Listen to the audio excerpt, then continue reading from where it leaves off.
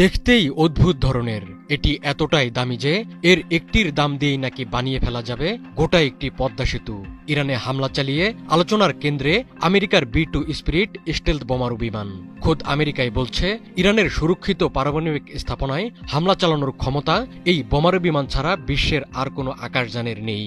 টানা ৩৭ ঘন্টা উড়ে আকাশেই জ্বালানি নিয়ে ইরানের পরমাণু স্থাপনায় হামলা চালালো এই B-2 স্পিরিট বোমারু বিমান। আকাশে অনেক উঁচু দিয়ে এবং নিঃশব্দে চলাচলের কারণে এটিকে বিশেষজ্ঞরা ঘোস্ট বা ভূত নামেই অভিহিত করেন। B-2 আমেরিকার সবচেয়ে উন্নত প্রযুক্তির কৌশলগত বোমারু বিমান। শক্তিশালী আকাশ প্রতিরক্ষা ব্যবস্থা ভেদ করে বাংকার কিংবা ভূগর্ভস্থ ঘাঁটিতে হামলা চালাতে সক্ষম এই বিমান। বিশেষ করে কোনো ভূগর্ভস্থ পারমাণবিক গবেষণা কেন্দ্রে হামলা চালানোর জন্য এটি উপযুক্ত।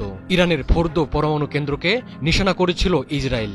মাটির ২৬২ ফুট গভীরে থাকা অত্যন্ত সুরক্ষিত পরমাণু কেন্দ্রটিতে হামলা চালাতে প্রয়োজন ছিল ১৪,০০০ কেজির GBU-57 বাংকার ব্লাস্টার বোমার। এই বিশাল ওজনের বোমা বহন ও ছোড়ার ক্ষমতা রয়েছে শুধু B-2 বোম্বার বিমানের। নেতানিয়াহুর ডাকে সাড়া দিয়ে তাই ইরানে B-2 বিমান পাঠায় ট্রাম্প।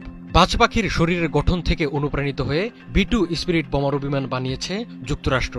অত্যাধুনিক স্টেলথ প্রযুক্তির কারণে এটি রাডার থেকে অদৃশ্য থাকে, ফলে এটি দীর্ঘ সময় শত্রুর সীমানার ভেতর অবস্থান করতে পারে। B-2 বিমানটির রেঞ্জ ১১,১১২ কিলোমিটার, ফলে যুক্তরাষ্ট্র থেকে উড়ে গিয়ে পৃথিবীর যে কোনো প্রান্তে হামলা চালাতে সক্ষম এই বিমান। এটি পরমাণু ও প্রচলিত উভয় ধরনের বোমা বহন ও বর্ষণ করতে পারে। মূলত আকাশে বড় ধরনের যুদ্ধের জন্য উপযোগী করে এটিকে প্রস্তুত করা হয়েছে।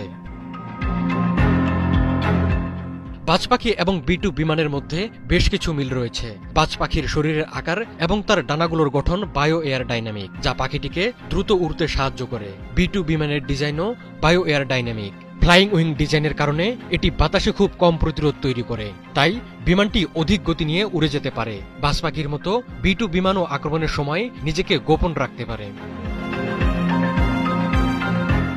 ইতিহাসের সবচেয়ে ব্যয়বহুল সামরিক বিমান B-2। প্রতিটি B-2 স্পিরিট বিমানের দাম প্রায় ২৬,০০০ কোটি টাকা।